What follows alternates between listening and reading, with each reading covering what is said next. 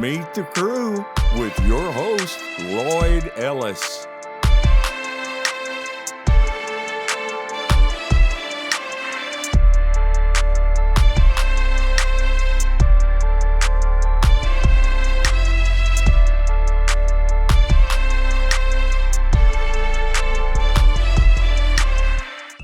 Welcome back to Meet the Crew. This is the place where we get to give you the chance to meet the folks behind the scenes.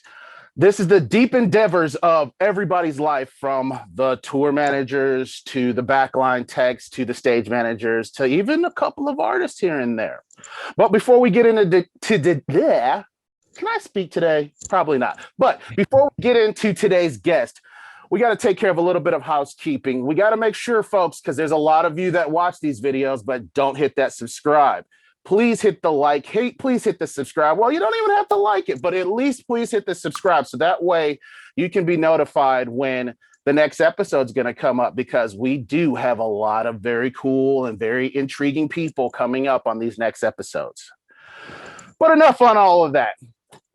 Today's guest is an icon in the industry. This man has been around the world. If you don't know who he is, by the time you're done with this, you're going to want to work with him. You're going to want to travel with him, because this guy is the man. Ladies and gentlemen, I bring you Mr. Y'all might have saw it in the thumbnails, but you know how we do around here. My friend, introduce yourself. Yes, sir. My name is EricSKilby. I've been in the music industry for a few days, so I'm still learning the ropes. And so I'm glad to be here on Meet the Crew. EricSKilby, you read a book? You saw some pictures? That's right. I read a book. I got Touring for Dummies, and I'm still learning how to do this thing. Oh, I love it. I love it. I love it. I love it. Well, the entourage behind you says that you did a great job with reading a couple of books, a couple of thumbnails. Yeah. Where are you from? Man, I grew up in southwestern Virginia, just a few miles over the Tennessee line, small town, and I lived there till I was 18, and then had zero other options in my life except going to Nashville, and headed west after college, and I've been here since the mid-90s, and so, yeah. That is amazing, brother. So for folks out there that don't know and can't figure it out from behind you, what exactly is your expertise in this live entertainment industry that we are in? Yeah, so I've been really fortunate to make a living as a tour manager. That was most of what I spent the years doing. I've done several things. As I'm sure if you've gotten a few episodes in on the Meet the Crew, you've probably heard from a lot of people, you wear multiple hats, and this industry, the more we all do, the more we work, and the more successful you'll be, really. And so I started out as a performer, actually. My major is in music.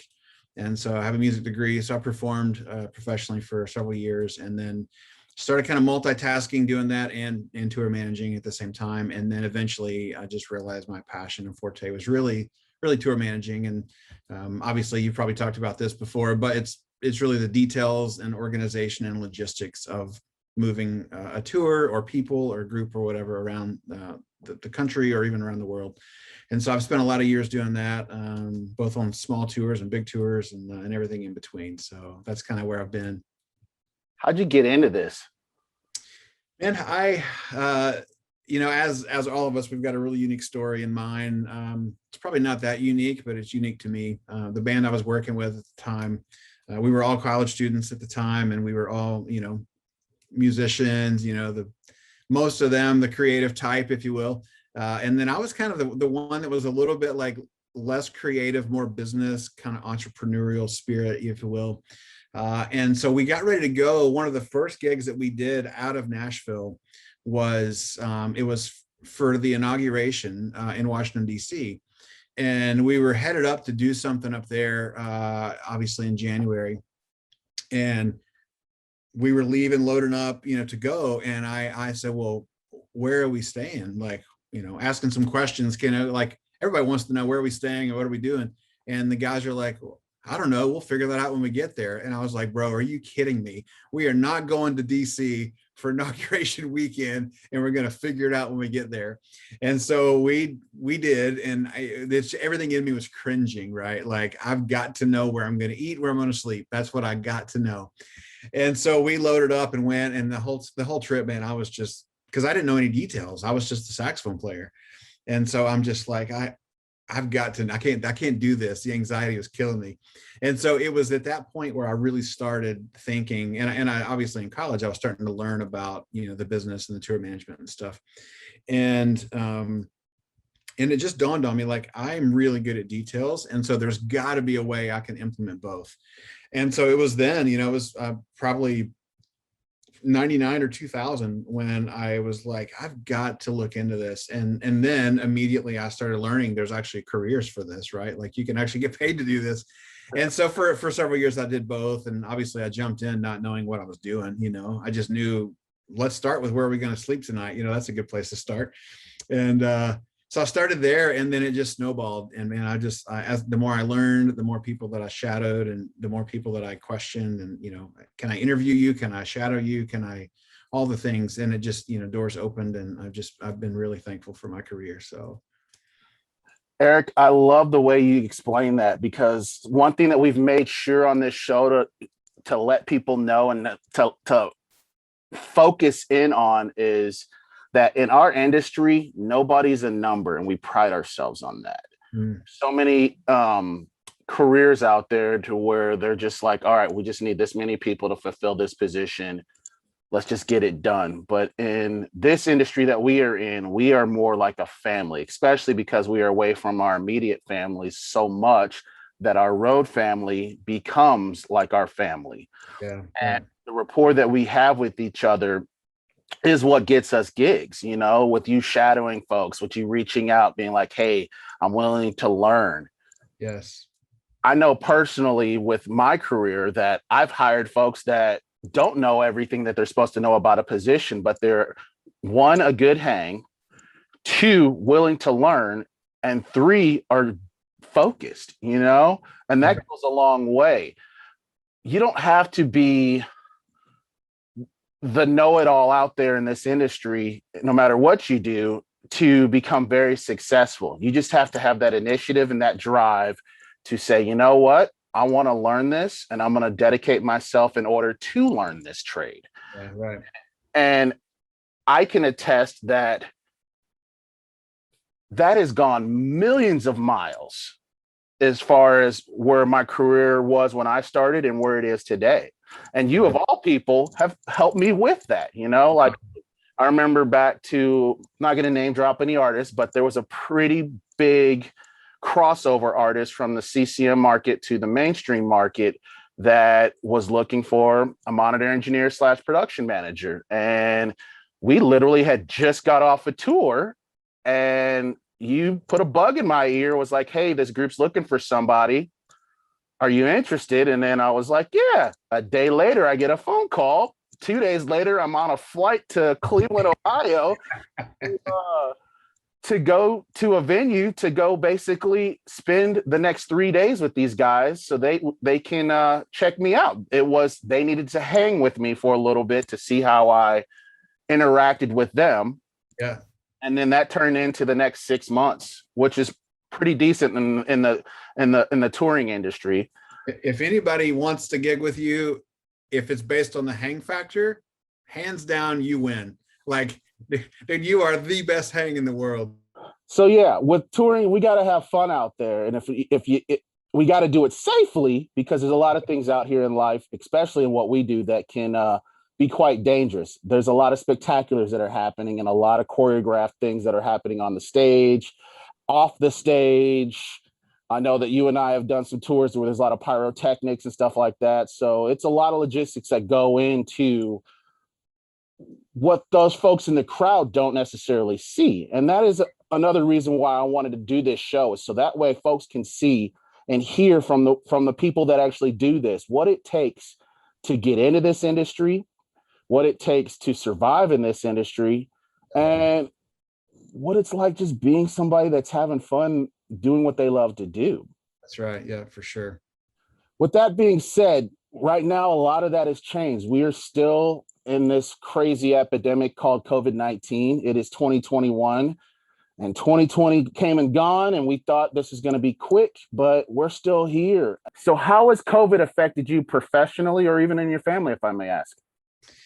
Yeah, man, that's a great question. I know that I first want to acknowledge that 2020 has been a really tough year for everybody in this industry and outside of the industry. It's changed the landscape of life, really, and not just in the U.S. I mean, around the globe. And so I get that, and it's been hard. There's been I will say this, and I'm probably one of the few that would say this, but 2020 actually was probably one of the better years of my life, if I'm being honest, and all of that.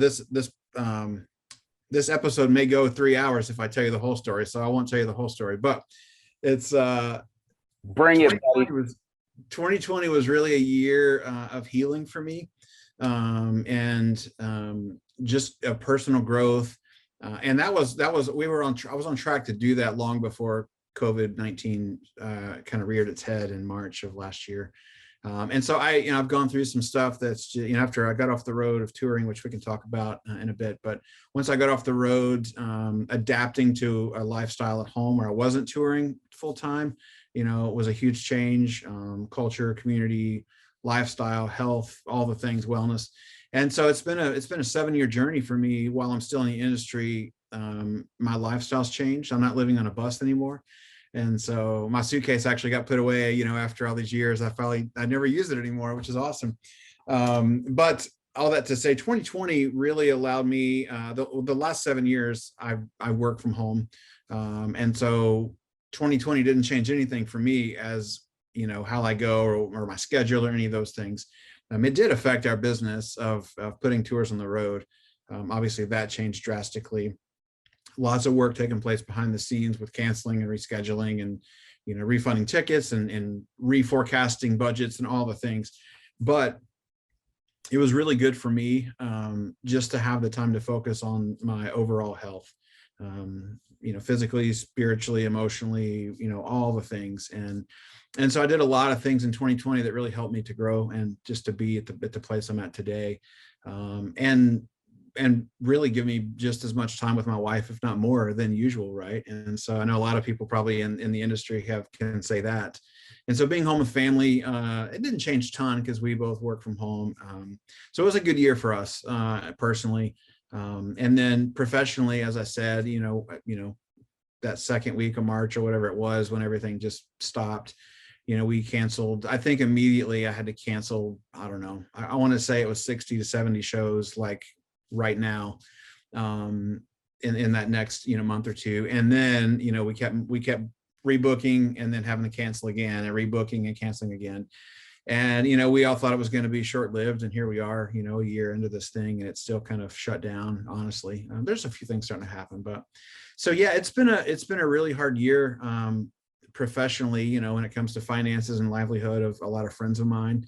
I've been really fortunate and so thankful for the corporate structure that I work under, that we've been, in a really healthy spot through the season. And it just really freed me up in my work to check on people who I care about and who are in my daily life. And, there's nothing, it's the $1 million question. Hey man, how are you? What do you need? Right. And the answer is like, well, I just need work. Like, I just need to go back on the road. Like, that's what I need, but I can't get that for you. Right. Like, I can't make that happen. But I think the biggest thing through this has just been the time and space to check on one another and remind you that you're not alone in this. And so that really has freed up. It's really encouraged me through this season of doing that for others, and others have done that for me too. But I really tried to take the initiative and check on people who I know who have been sitting home for a year now because their work is shut down. And so all that to say, the short answer, 2020 was actually a really good year for me. So with that being said, so most people don't understand a lot of the hats that we wear. And with you coming off the road as being the on the road tour manager, what is your Can you kind of explain what you do now, more of a day to day, like your position? You don't necessarily have to name drop the company that you're with, because that's not what we're about. We're more about talking to the person who's on the other side of the screen and letting them know who you are. So, can you kind of explain to people out there what exactly your position is currently? Yeah, so I quit touring in 2014. I'd been really, praying my way through like what's next, and I'm gonna die in a bunk if I don't change. If I'm not careful, like I'm gonna be out here 80 years, and then I can't even get up the steps on the bus. So I had been praying, what's next, and really starting to feel that 2014 was my year to make that shift. And then at that time, I had four or five different offers. One of them was to come off the road. A couple of them were to come off the road, but the one that I chose was to come off the road. Still very much involved in events and touring. And really, I would say the terminology, the industry term probably would be a tour producer, if you will. That's not what we call it internally, corporate wise. And those titles are very confusing, but really the layman's terms in our industry would be a tour producer. And so my job there was really, when the vision is dreamed of, hey, we're going to put this tour on the road with these artists, I wouldn't necessarily dream up who the artist would be. Sometimes I did early on, but really we had somebody else on the team who would create those packages. And so artists A, B, and C are going to go out, and we're going to take that out in the fall, and we're going to do 24 shows. So then that was done. And then once I had those parameters, it came to me, and I did everything else basically. As far as the logistics, so I would hire all the staff. I would work with production companies and design production. I would, show flow, what's opening, what's closing, where's intermission, is there intermission? Are we in big venues, small venues? Are we, 2 buses or 12 buses? Are we traveling with tour catering, or are we gonna, do local catering? And how many people's on the road? Really, all the moving parts of touring really came to me, and then I built that budget, and then I implemented the budget to make sure we stayed within the constraints of that. So then I would go hire my old position and hire a tour manager and say, hey, I need you to go, here's this tour, would you be willing to tour manage it for me? And then I would work alongside of those leaders, a TM or a PM. And then I would negotiate bus contracts, and then I would allow the people I hire to then do what they do on the road, which is what I did for all those years. And so I don't want to call it a step up, because in my opinion, there's no step up or step down in this industry, because we all are equally important. But really it really was a little bit of a zoomed out perspective. So instead of me being in the weeds every day, booking all the hotel rooms, I just worked alongside of the tour manager who knew the budget and who knew the routing, and then they booked the hotel rooms. So really like a zoomed out perspective. I kind of had more of a holistic view of the tour, as opposed to just being on the road working 20 hours a day. So hopefully that answers your question a bit. That answers it amazingly. Good. These folks out here, I can just see these kids now like, man, I want to do that. I don't know. Maybe we could do another episode on why I could persuade you not to go this route. There could be a whole nother series on that. Yes. Yeah. That could be definitely a series on that. But yeah, it makes me feel like a kid again, man. Because seriously, like I came up sort of in that same boat of I wanted to be a rock star when I wanted to grow up, but it took a teacher in high school, believe it or not, that was like, you know what? There's more longevity in the behind the scenes stuff. Yeah. You can still go out and be a rock star for a time, but those that are doing it for 10, 5, 3 years are few and far between. But those that are behind the scenes that are doing it for 20 plus years, there's a lot of us out there. But then there's also not a lot of us out there. It's a very small community that works together, and especially you're based out of the Nashville area, correct? I am. Yep, I sure am. I've been here since the mid 90s. Yeah. So you can attest to the fact that there are folks from the CCM market to the country market, secular, vice versa, that kind of all intermingle to a certain extent, especially when it comes to the techs that are out there and the the musicians that play with the artists, we're all a very small community. We all pretty much know each other or know. It's like Kevin Bacon. Was it the 7 degrees of Kevin Bacon or 6 degrees of Kevin Bacon? Yes. If you know one or two people, odds are we can connect you with a couple of people to get you to the outcome that you want to have. Yes. And me as a production manager nowadays, I pride myself on being able to have conversations with folks like you and take that vision that you all have and make it become reality. That's a very cool feeling when you take something from, this is crazy, but nowadays technology with a pencil that's digitally controlled. We're not going to name drop that company because that's not what we're here about again. But to take something on a pen and pad and out of our brain and to design it up, show it as a 3D model or show it as a 2D picture, but then take that vision and put it to life for people to go to events and say, wow, yeah, who comes up with this? Yeah, it all starts with that, and I think I've really, both in my years on the road and my years kind of off the road, man, there's no way that, it takes a team, right? That's why you're doing this whole series, is like, it takes a team, and there's no one person out there that's more important than the other, and I've had some artists that believe that, and I quickly remind them that that's just not the case, because if your bus driver didn't show up to work tonight, or a pilot, you would not be there tonight. And so I think, but then again, as a production manager, or as me as a tour manager, I wouldn't be there if it wasn't for the artist tonight. I might be there with a different artist, but somebody would be paying me to be there and do the job. And so I think it all starts with a vision. And, as in my tour producing years, man, I'm not a dreamer that can dream up these production, like, I don't even know, I can't keep up with technology. So I don't even know what the options are. Right. And so guys, production managers like yourself or somebody else, like, I can go, hey, I want to do this and I want to be interactive, but I don't, like, what are my options? And then that's where your strengths and your giftings can come alongside and go, man, well, there's this new thing out here. And this is like, what if we implemented this with these 3 old things? It's a whole new concept. And then my mind is blown, but I've got somebody around the table with me who is an expert in that area. And so I think in my role, it really is putting all the pieces together, I've always said, the right people in the right seats at the right time around the table. And then once you have that team established, man, you are unstoppable. Like, you can accomplish anything. And so that's what I've had the joy of doing all these years. That's why I love you, Eric. You and I live life very similarly, especially the way we manage a team. And we're only as strong as the team that we support. That's right. Mm-hmm. And I don't know how many times I've had clients, whether it be a corporate client, CEO, a rock star out on stage, or even a political person, because we do all those type of events, say, man, you did a great job. No, you need to thank my team, because I'm only as good as my team that's out there. And what I'm good at doing is finding the right people in the right place at the right time to make me look good.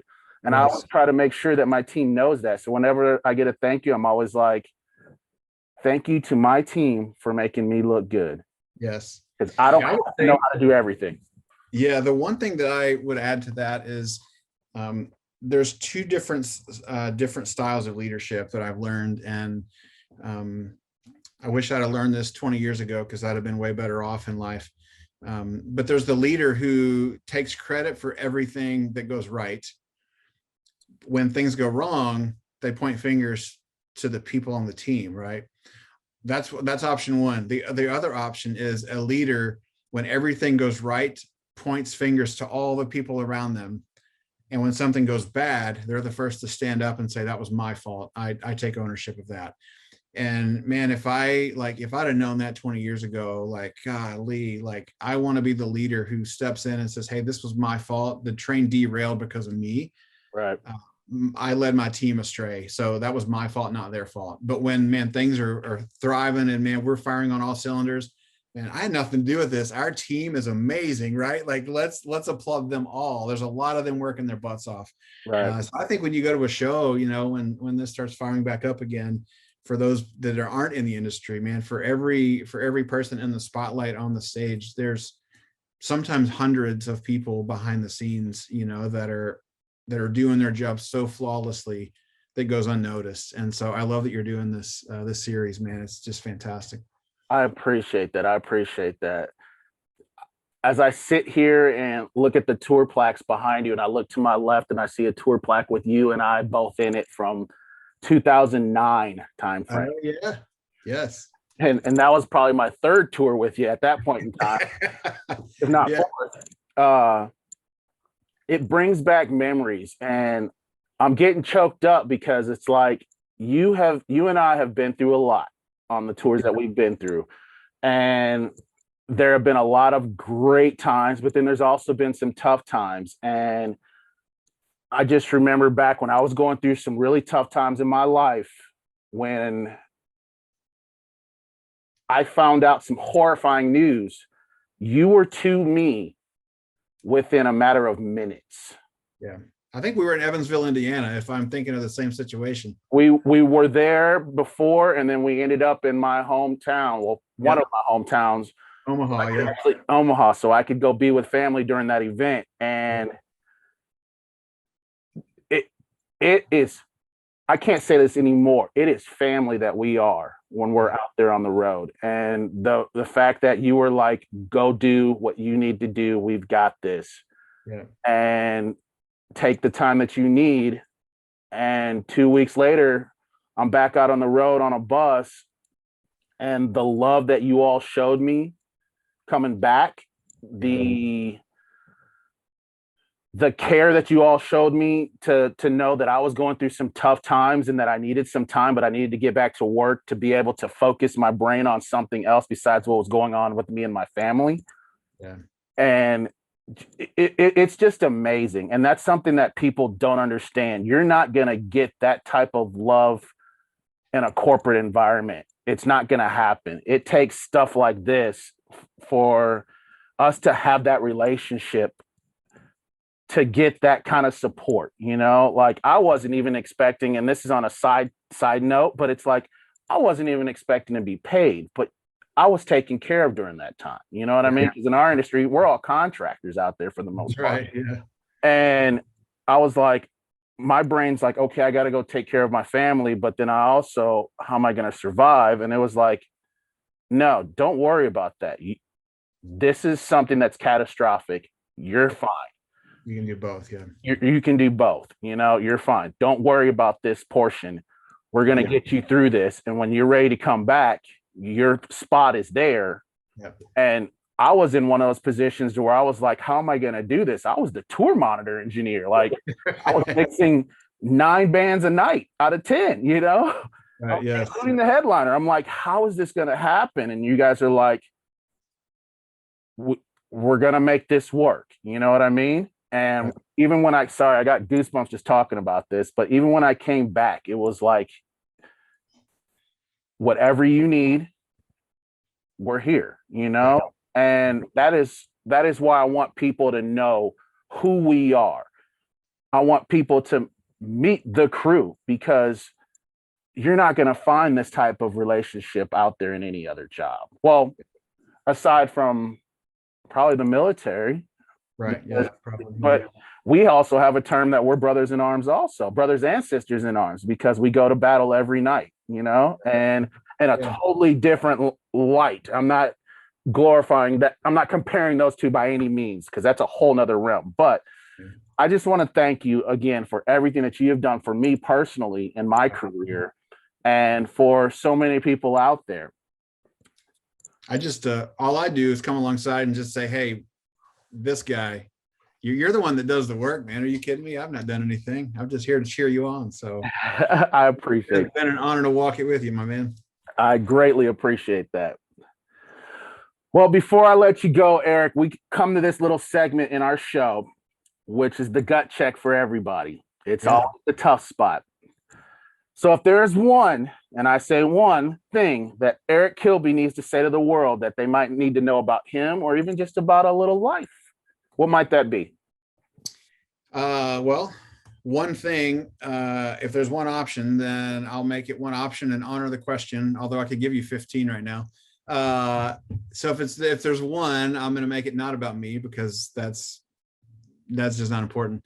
Man, I would say in this year that we're in, we talked earlier about 2020, and 2021 is just as hard, if not harder, from some people, because we're still in this place. And so I would just say, like, man, hold those close that you love. Be present. You will never regret spending time with those that are important to you. And I think just being real. One thing that it taught me the last several years is just being real and being transparent. You don't have to fake anybody out. You don't have to try to be somebody you're not. And I think in this season that we've been in with this pandemic, it's uncovered some of that for some people, and so in the industry or outside of the industry, whatever it would be, I think being with those that are most important to you, you'll never regret that if you do that often. And those are precious times that has been a gift really for me in this time. Like when we're traveling, probably for you, when you're traveling, I talked to a bus driver years ago. He told me, he's like, man, when I'm home for about 3 days, my wife reminds me it's time to get back on the road again. That's because they're in this cycle, right? Of like, this is what daddy does, right? Right. And so, but man, if it doesn't have to be that way, what if being with those you love didn't have to feel that way? And I think working on those relationships and working on ourselves personally is just something that it's been a really, really precious gift for me to uncover. And I hope that somebody else, even if it's one person, can be encouraged by that today. So I love it, brother. I love it. I hate to end this conversation because this is amazing, and we can do this for hours, hours on hours. Yes. How can folks out there get in touch with you? How can they reach you? What are some of the socials? And I'm not talking about those government things. We're not trying to come after your money. Good, because I don't have much. Yeah, you can find me. I'm on Facebook. Just my name is there. And then Instagram, it's EricSKilby for my middle initial, Steven. So EricSKilby is my Instagram. I'm not very active on them these days. I'm actually about to probably pull off the socials in the near future. But the other thing that may be interesting to some of your listeners, if you want to send them, now that they're here on your stuff first, they can learn a lot more about, they're intrigued by this. They can go check out the podcast that we have. It's called everythingbuttheshow.com. And it's on all the platforms out there, Apple, Spotify, all those things. But it's very similar to what you're doing here. And so, but it really is that behind the scenes glimpse of that. So you want to learn more about the industry, a little bit more about me. There's always stories that pop up in those episodes that my co-host and I talk about, and just some really good laughs. And then there's always a takeaway at the end of that called Roadmap for Life. And so, yeah, check out that. You can find me there as well. So I love it, brother. We will definitely make sure to put all those links in the description, so that way the folks out there can get in touch with you, and then they can go check out the podcast, Everyone But the Show, right? Everything but the show. Yeah. We are definitely going to put that in the description because I'm going to mess that up, but I've checked it out. It's on my favorites tab, bookmarks, whatever you call those things in the interwide webs. There's a lot of amazing episodes out there from a lot of iconic folks in this industry. Oh, yeah. Thanks, bud. I hate to call this to an end, but ladies and gentlemen, EricSKilby. Thanks, buddy. So good to see you, my man. It's great to see you too, bud.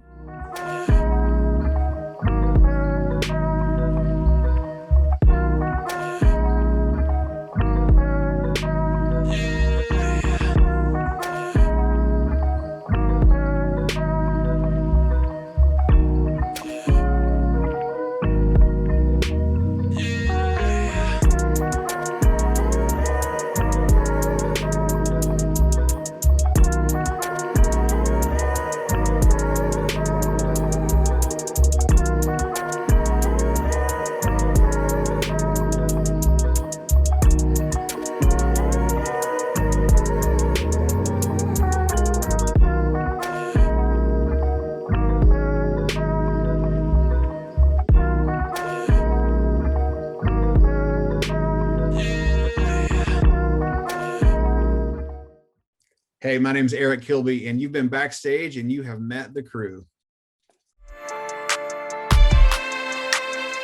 Meet the Crew with your host, Lloyd Ellis.